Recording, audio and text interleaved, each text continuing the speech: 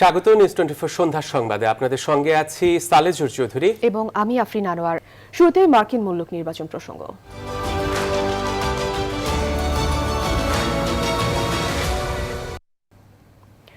মার্কিন নির্বাচনের সব খবর জানতে নির্বাচনী স্টুডিও থেকে আমাদের সাথে যুক্ত হচ্ছেন গালিব ইবনে রিয়াজ। চলে যাচ্ছি তার কাছে।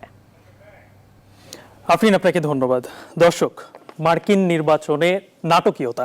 আসলে গত 120 বছরে মার্কিন নির্বাচনে জনগণে এত ভোট দেয়নি, আর কখনো এরকম নাটকীয়তার মুখোমুখি কিন্তু মার্কিন নির্বাচন গত কয়েক দশকের নির্বাচনেও কিন্তু হয়নি।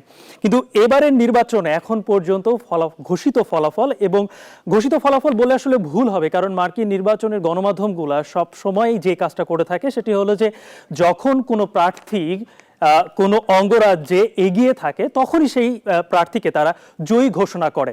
তো সেই জায়গা থেকে আসলে আমাদের হাতে পাওয়া এখন পর্যন্ত ফলাফলের ভিত্তিতে 264টি ইলেকটোরাল ভোট পেয়ে এখন পর্যন্ত এগিয়ে রয়েছে জো বাইডেন। সেই জায়গায় বিপরীতে ট্রাম্পের দরকার 270-এ পৌঁছাতে এখনো 53টি ইলেকটোরাল ভোট, যেটি পাওয়াটা আসলে কঠিন না সহজ, কারণ এই জায়গাটাই সব থেকে গুরুত্বপূর্ণ হয়ে দাঁড়িয়েছে জর্জিয়ার অঙ্গরাজ্যের ভোটাভোট। কারণ এখন পর্যন্ত নাটকীয়ভাবে, যা কিছুক্ষণ আগে পর্যন্ত একদিন আগে পর্যন্ত প্রায় 4 লাখের ভোটের ব্যবধানে ট্রাম্প এগিয়েছিলেন, সেখানে নাটকীয় মোড় নিয়ে এখন 917 ভোটে এগিয়ে রয়েছেন জো বাইডেন, যেখানে 50,000 ভোট গণনা এখনো বাকি রয়েছে হিসেব মতে। আর 1% ভোট গণনা পরেই কিন্তু মূল ফলাফলটা পাওয়া যাবে। আর এই মূল ফলাফল যদি চলে যায় জো বাইডেনের দিকে, 46তম মার্কিন প্রেসিডেন্ট হিসেবে নির্বাচিত হবেন ডেমোক্রেট দলের প্রার্থী জো বাইডেন। কে হতে যাচ্ছেন 46তম মার্কিন প্রেসিডেন্ট এখনো তা চূড়ান্ত ঘোষণা আসেনি, তবে অঘোষিত 4 অঙ্গরাজ্যের মধ্যে 2টিতেই এগিয়ে যাওয়ায় জো বাইডেনই জয়ের পথে হাঁটছেন বলা হচ্ছে এমনটাই। হোয়াইট হাউসে টিকে থাকার জন্য যে কটা অঙ্গরাজ্যে প্রেসিডেন্ট ডোনাল্ড ট্রাম্পের জয় খুবই দরকার, তার একটি জর্জিয়া। একটা সময় তিনি প্রতিদ্বন্দ্বী প্রার্থী জো বাইডেনের চেয়ে কয়েক লাখ ভোটে এগিয়েছিলেন। সেই জর্জিয়াতেই স্বপ্নভঙ্গ হতে চলেছে ট্রাম্পের। বৃহস্পতিবার আবারও কয়েকটি রাজ্যে ভোট কারচুপির অভিযোগ তুলেছেন তিনি, কিন্তু ট্রাম্প শিবিরের জালিয়াতির অভিযোগ খারিজ করে দিয়েছেন আদালত। নাহিজিয়ানের ডেস্ক রিপোর্ট। মার্কিন নির্বাচন নিয়ে নাটকীয়তার যেন শেষ নেই। মঙ্গলবার ভোট গ্রহণের পর 3 দিন পার হলেও এখনো আসেনি চূড়ান্ত ফলাফল, যদিও আগে থেকেই বলা হচ্ছিল 6 নভেম্বরের আগে আসবে না সেই কাঙ্ক্ষিত ক্ষণ। এরই মাঝে নতুন চমক নিয়ে হাজির হয়েছে জর্জিয়া। বৃহস্পতিবার রাত পর্যন্ত যেখানে ট্রাম্প এগিয়েছিলেন, সেখানে ভোর রাতে এসে এগিয়ে গেলেন জো বাইডেন। আর এর ফলে অঘোষিত 4 অঙ্গরাজ্যের মধ্যে 2টিতে এগিয়ে রয়েছেন বাইডেন। ভোটের ফলাফল আসতে দেরির পেছনে কারণ হিসেবে বলা হচ্ছে আগাম ভোট গণনায় বিলম্ব।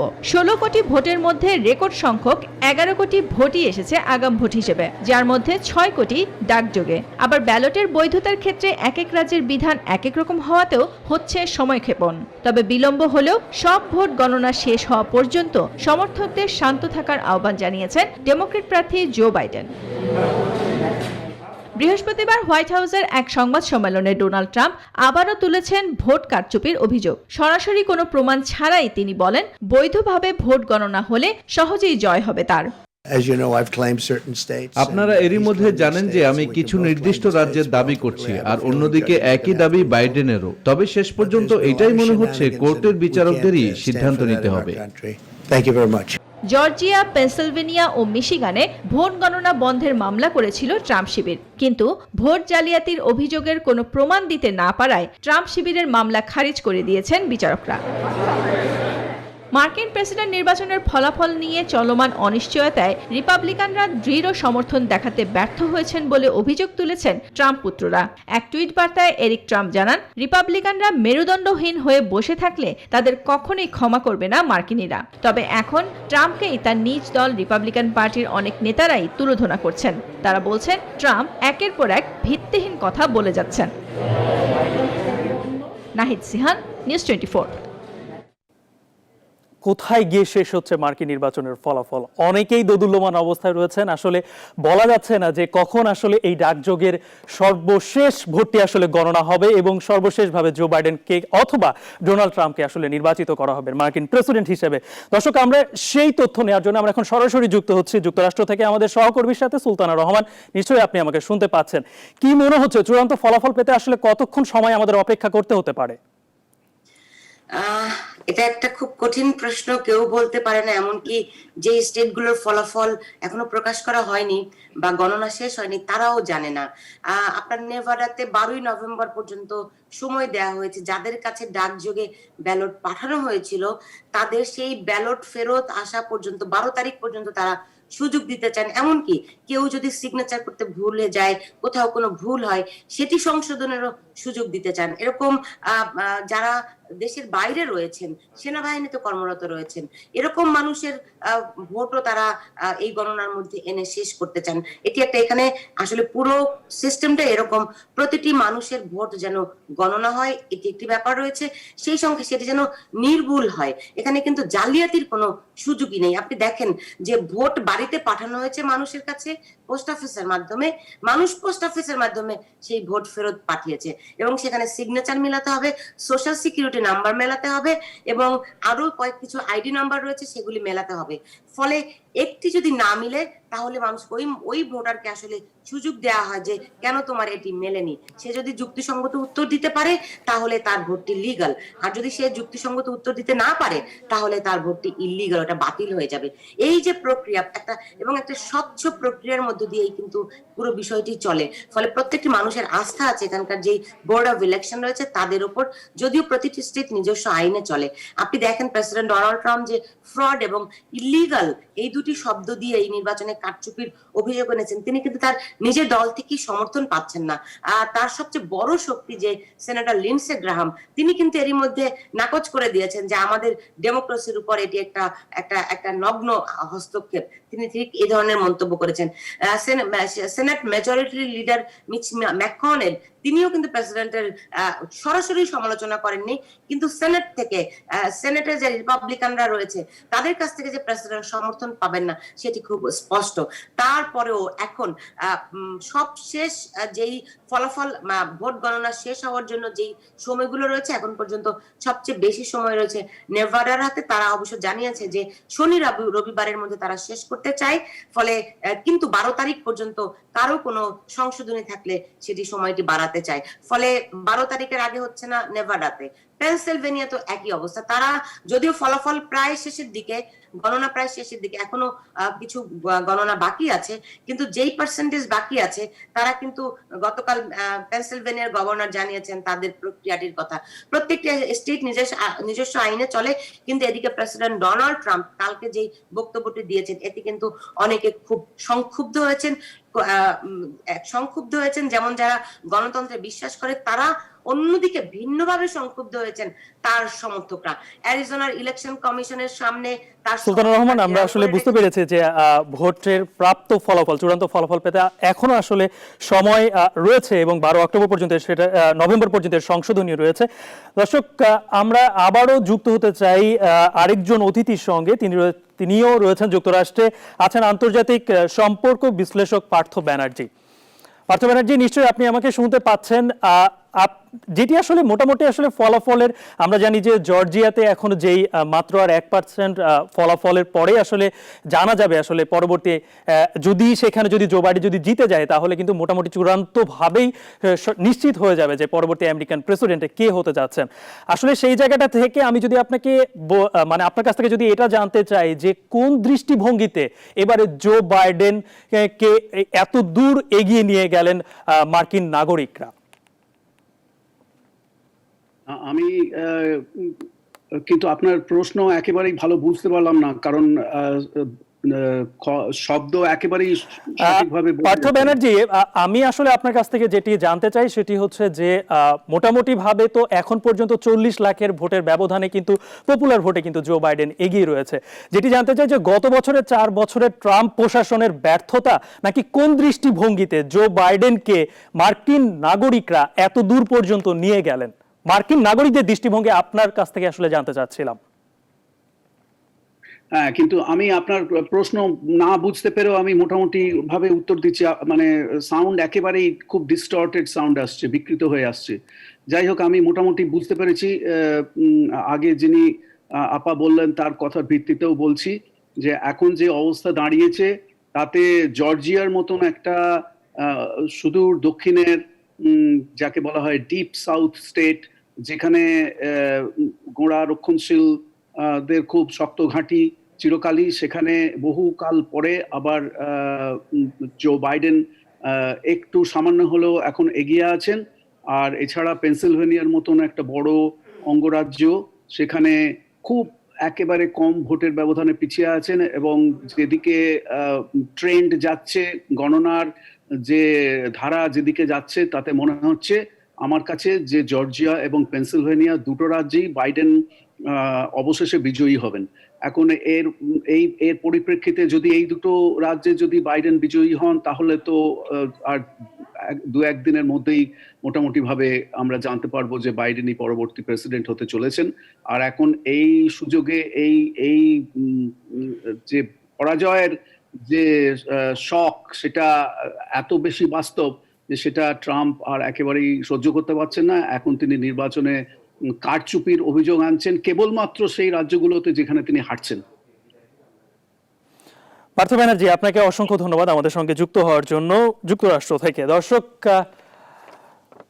এখন আসলে সব থেকে বড় জিনিস হচ্ছে আমরা জর্জিয়ার দিকে যদি তাকিয়ে থাকি, আসলে জর্জিয়াটা মুখ্য বিষয় হয়ে গেছে। কারণ হচ্ছে জর্জিয়াতে আর মাত্র যেহেতু এখানে 16টি ইলেকটোরাল ভোট রয়েছে এবং মাত্র 1% ভোট গণনার বাকি রয়েছে, এর জন্য হয়তো বা জর্জিয়ার দিকে তাকিয়ে রয়েছে। কিন্তু জর্জিয়া যদি ট্রাম্পের দিকে ঘুরে যায় তাহলে কিন্তু জো বাইডেনকে আবারও অপেক্ষা করতে হবে। সেই ক্ষেত্রে এখনো বাকি রয়েছে পেনসিলভেনিয়া, নর্থ ক্যারোলিনা এবং নাভাদা, যেখানে নাভাদাতেও 48% ভোট গণনা শেষ হয়েছে এবং সেখানে 6টি ইলেকটোরাল ভোট রয়েছে।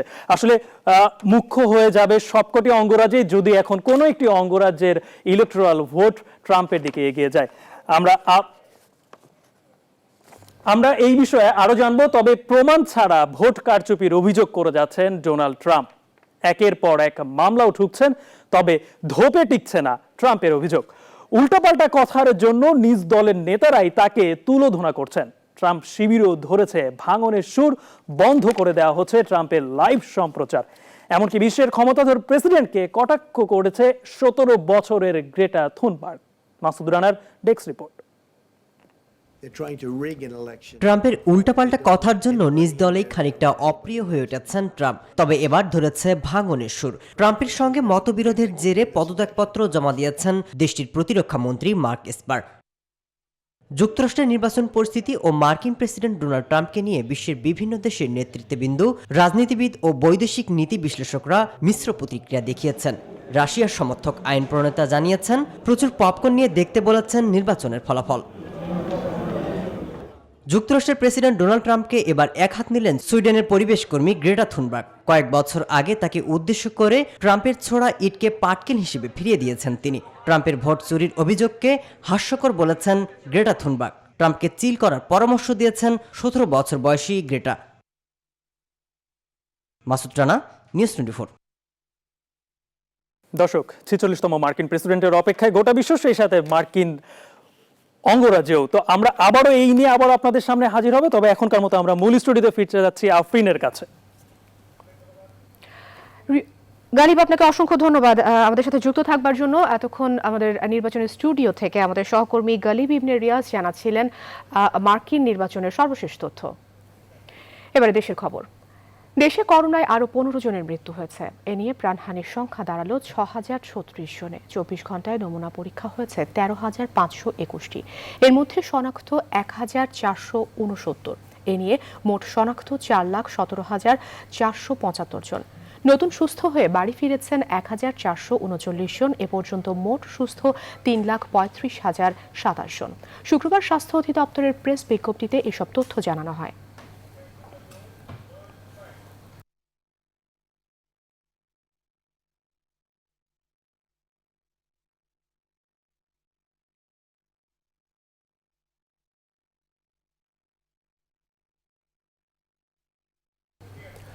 করোনার দ্বিতীয় ঢেউ শুরু হয়েছে বিশ্বের বিভিন্ন দেশে। শীতে বাংলাদেশেও দ্বিতীয় ঢেউ শুরুর আভাস দিয়েছেন বিশেষজ্ঞরা, কিন্তু স্বাস্থ্যবিধি রক্ষা ও মাস্ক ব্যবহারে এখনও উদাসীন অনেকেই। ক্ষতি কমাতে বাড়তি সতর্কতার কথা বলছেন বিশেষজ্ঞরা। তাদের মতে করোনার দ্বিতীয় ঢেউ মোকাবেলায় স্বাস্থ্যবিধি মেনে চলার কোনো বিকল্প নেই। বিশেষ করে সর্বস্তরে মাস্ক ব্যবহারে আরও জোর দিতে হবে। বিস্তারিত জানাচ্ছেন সজল দাস। কারো মুখে আছে, কারো নেই। মাস্ক ব্যবহারে এখনও উদাসীন অনেকেই। সরকারের নানা নির্দেশনার পরও মাঠ পর্যায়ে এর বাস্তবায়ন সামান্যই। শীতে আবারও বাড়বে করোনা সংক্রমণ। বিশেষজ্ঞদের এমন আভাসের বাস্তবতা এরই মধ্যে বৈশ্বিক পর্যায়ে চোখে পড়তে শুরু করেছে। নতুন করে লকডাউনে গেছে অনেক দেশ। বাংলাদেশেও চলতি মাসের শুরুর দিন থেকে করোনা আক্রান্ত রোগীর সংখ্যা কিছুটা বেড়েছে, যা দিচ্ছে সতর্কবার্তা। বিশেষজ্ঞরা বলছেন, করোনা সংক্রমণ রুখতে মাস্ক পরার কোনো বিকল্প নেই। কেউ কিছু মানছি না, কিন্তু আমরা এক্সপেক্ট করছি যে আমাদের হবে না করোনা, তাহলে হবে না করোনা, এগুলো মানতে হবে। এখানে ওখানে গেছে মাস্ক পরে গেলে কি অসুবিধা? ভিড়ের মধ্যে গেলে এবং একটা বদ্ধ জায়গা যদি যায়, একটা অফিস আদালত বা গণপরিবহনে, অবশ্যই মাস্ক পরতে হবে এবং যথাসম্ভব শারীরিক দূরত্ব বজায় রাখতে হবে। সাধারণ মানুষ স্বাস্থ্যবিধি না মানলে সরকারি পদক্ষেপ তেমন কোনো কাজে আসবে না বলেও মত তাদের। আমরা তো খালি বলবো যে গভর্নমেন্ট এটা করলো না, ওটা করলো না, আমাদেরও তো করণীয় কিছু আছে। এখন যদি অফিস আদালতে ওনাদের এই নির্দেশনা না মানে, তাহলে ওনারা কি করবেন? প্রধানমন্ত্রী প্রত্যেক অফিসে যায় বলে আসবে, এটা কি সম্ভব? সেটা সম্ভব না। নিশ্চয়ই জনগণের একটা বড় অংশ স্বাস্থ্যবিধি মেনে চলছেন, কিন্তু এটা এমন একটা সংক্রামক মহামারী, সবাই যদি আমরা মেনে না চলি, সংক্রমণটা যে কোনো সময় হুহু করে বেড়ে যেতে পারে। শীতের পর অথবা ভ্যাকসিন আবিষ্কার হলেই যে করোনা থেকে মুক্ত হবে গোটা বিশ্ব, এই ধারণাকেও ভুল বলছেন বিশেষজ্ঞরা। এজন্য স্বাস্থ্যবিধি সবসময় মেনে চলার পরামর্শ তাদের।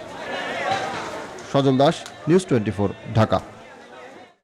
আবিষ্কৃত হলে এলডিসি এবং উন্নয়নশীল দেশগুলোর জন্য বিনামূল্যে কোভিড ভ্যাকসিন বিতরণের আহ্বান জানিয়েছেন প্রধানমন্ত্রী শেখ হাসিনা। একই সঙ্গে করোনা মহামারীর কারণে সৃষ্ট সংকট মোকাবিলার জন্য সমন্বিত রোড ম্যাপ তৈরি করে বিশ্ব নেতৃত্বের প্রতি আহ্বান জানান তিনি। প্রধানমন্ত্রী বলেন, এটি বহুমুখী বৈশ্বিক সমস্যা তৈরি করেছে এবং বিশ্বব্যাপী এটিকে মোকাবেলা করা উচিত। দক্ষিণ ও দক্ষিণ পূর্ব দেশগুলোর অর্থনৈতিক জোট আসেমের অর্থমন্ত্রীদের 14তম আন্তর্জাতিক সম্মেলনের উদ্বোধনকালের আগেই ধারণ করা বক্তব্যে প্রধানমন্ত্রী শেখ হাসিনা এই আহ্বান জানান। The COVID-19 pandemic has created a multifaceted global problem and it should be addressed globally. We need a well-coordinated roadmap to face these crises. The advanced economies also must meet their unmet promises concerning duty-free and quota-free market access and technology support for developing countries. We are hoping that the world is going to get effective vaccines against COVID-19 soon. These vaccines must be made available for all countries, especially the LDCs and developing ones, at free of cost. সন্ধ্যা সংবাদে একটা বিরতি নিচ্ছি, আরো খবর নিয়ে ফিরছি একটু পর, সাথে থাকুন। বিরতির পর আবারও স্বাগত। দেখছেন নিউজ 24 সন্ধ্যা সংবাদ। ঢাকা 18 আসনের উপনির্বাচনে প্রচারণা এখন তুঙ্গে। ভোটের মাধ্যমে ক্ষমতাসীনদের অন্যায়ের প্রতিবাদ জানাতে ভোটারদের আহ্বান জানিয়েছেন বিএনপি প্রার্থী এস.এম. জাহাঙ্গীর হোসেন। অভিযোগ করেছেন, তারা প্রচারণায় বাধা দিচ্ছে ক্ষমতাসীনেরা। অভিযোগ উড়িয়ে দিয়ে আওয়ামী লীগ প্রার্থী হাবিব হাসান বলছেন, স্থানীয় জনগণ তার পক্ষে, বরং এস.এম. জাহাঙ্গীরকে বিএনপির স্থানীয় নেতারাই অবাঞ্ছিত ঘোষণা করেছে। বিস্তারিত তৌহিদ শান্তের প্রতিবেদনে। শুক্রবার জুমার নামাজের পর উত্তরা 9 নম্বর সেক্টর জামে মসজিদের সামনে থেকে দলের নেতাকর্মীদের নিয়ে প্রচারণা শুরু করেন বিএনপির প্রার্থী এস.এম. জাহাঙ্গীর হোসেন। দলের একাধিক কেন্দ্রীয় নেতাদের নিয়েই শুরু করেন মিছিল। এর আগে অভিযোগ করেন, ধানের শীষের পক্ষে জনগণের উচ্ছ্বাসে ভয় পেয়ে বিএনপির প্রচারণা বানচালে প্রতিনিয়ত নানা ফন্দি আঁটছে আওয়ামী লীগ। আমি বিশ্বাস করি 12 তারিখ উপনির্বাচনে ঢাকা 18 আসনের সেই যুদ্ধের বিজয় শুরু হবে ইনশাআল্লাহ। আপনারা ঢাকা মহানগরের সচেতন মানুষ, আপনারা তো নিজেই বুঝতে পারছেন যে দেশটাকে শেষ করে ফেলা হচ্ছে। এর প্রতিবাদ জানানোর জন্য আপনাদের উচিত হবে ভোট কেন্দ্রে যাওয়া। আওয়ামী লীগ প্রার্থী হাবিব হাসান প্রচারণা শুরু করেন দক্ষিণ খান থেকে আশকোনা হজ ক্যাম্প এলাকা পর্যন্ত। মিছিল নিয়ে লিফলেট বিলি করতে করতে সংক্ষিপ্ত পথসভায় যোগ দেন আশকোনায়। বলেন, স্থানীয় বিএনপির নেতাকর্মীরাই এসএম জাহাঙ্গীরের পাশে নেই।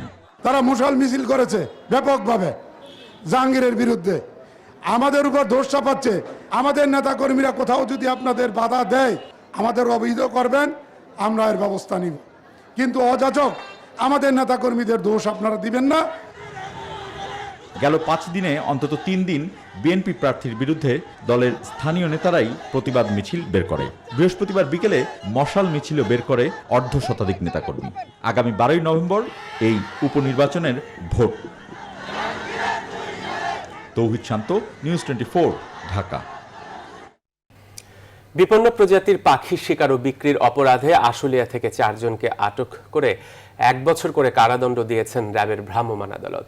অভিযানে উদ্ধার হওয়া বিভিন্ন প্রজাতির 710টি পাখি ঢাকা বিশ্ববিদ্যালয়ের কার্জন হলে অবমুক্ত করা হয়েছে। বিস্তারিত মৌ খন্দকারের প্রতিবেদনে।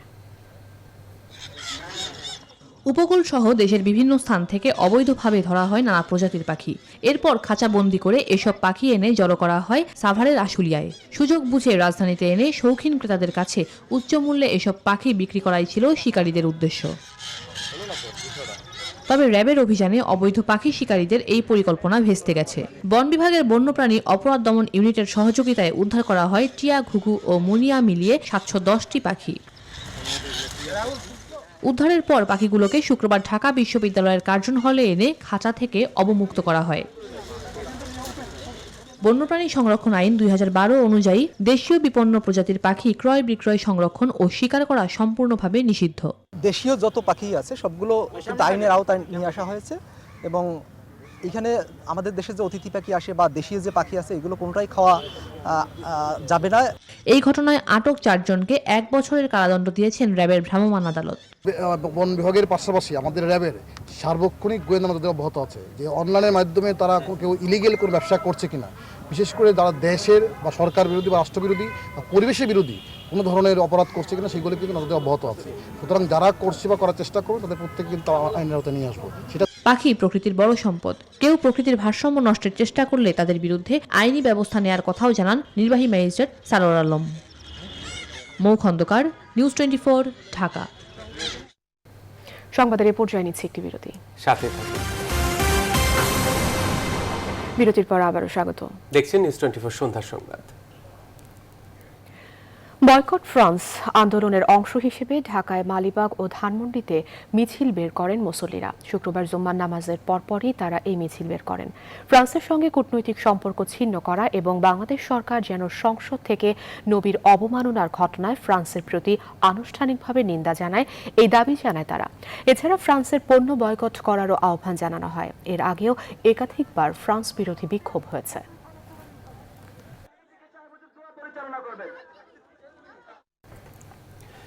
দেশীয় চলচ্চিত্রে গতি প্রদান করার লক্ষ্য নিয়ে সরকারি অনুদান শুরু হলেও সেই লক্ষ্য থেকে এখন অনেকটাই পিছিয়ে এসেছেন সংশ্লিষ্টরা। অভিযোগ রয়েছে, ভালো মানের চিত্রনাট্য বাছাই কমিটিতে নির্বাচিত হলেও চূড়ান্ত কমিটিতে গিয়ে বাদ পড়ে।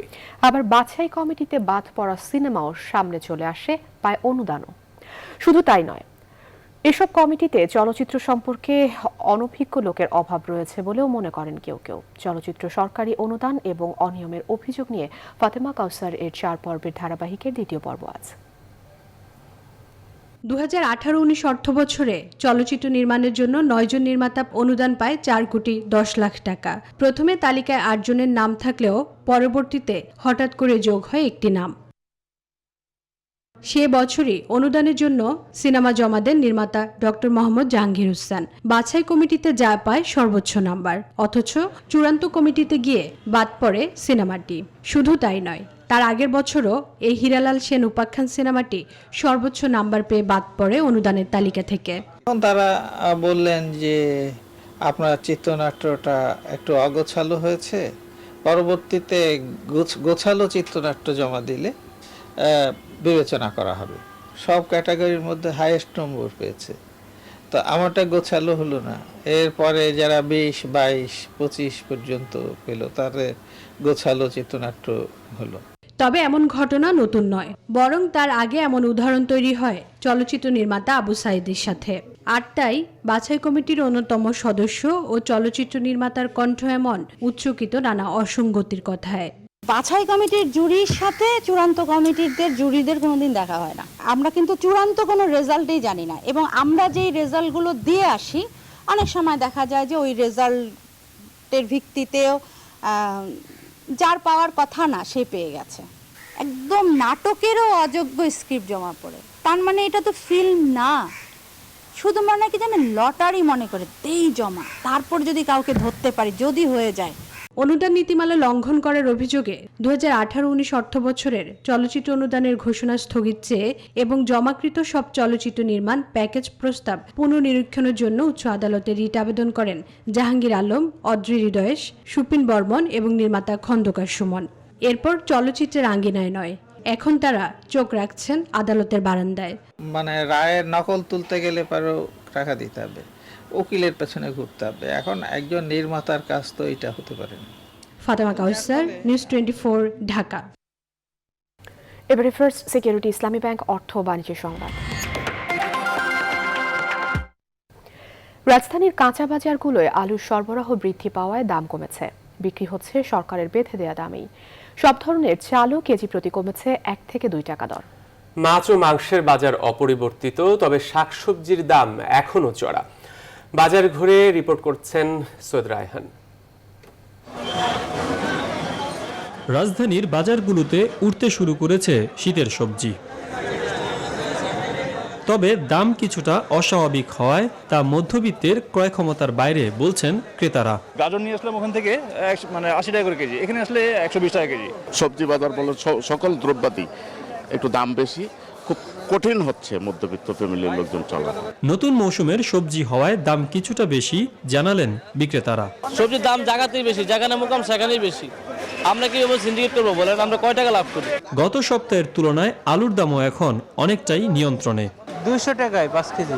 আড়তদার যারা আছে সবাই 30 টাকা দিন পাইকারি বেচা কিনা করতে আছে, আর আড়তদার থেকে যারা কিনা বিক্রি করতে আছে আশেপাশে তারা 35 টাকা খুচরা বেচতে আছে।